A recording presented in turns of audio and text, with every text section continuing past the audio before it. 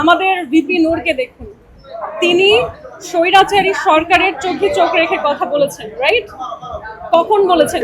যখন তার অবস্থাটা এত ভালনারেবল ছিল, যখন পুরো দেশে একটা দল, একটা মানুষ খুঁজে পাওয়া যেত না একটা মিছিল মিটিং করার জন্য, রাইট? সেটাকে সাহস বলে। কেন কেন চোখে চোখ রেখে কথা বলেছিলেন? মানুষের অধিকারের জন্য, রাইট? গণতন্ত্র প্রতিষ্ঠার জন্য। সেটার একটা পারপাস আছে।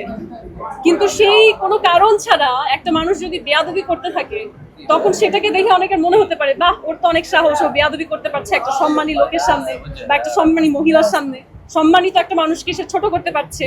তো এটার মধ্যে আসলে বাহবা দেওয়ার সাহসের কিছু নেই, কারণ বেয়াদব হওয়া খুব সহজ, এটা খুব কঠিন না।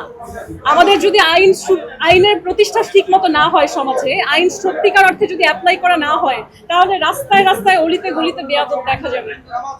আমরা নিজেদেরকে মানুষ হিসেবে মনুষ্যত্ব নিজের মধ্যে গ্রো করি, প্র্যাকটিস করি, শুধু রাজনীতি না, সামাজিক মানুষ হিসেবেও কিন্তু আমরা নিজের থেকে ভদ্রতা, শিষ্টাচার শেখাই, তাই না?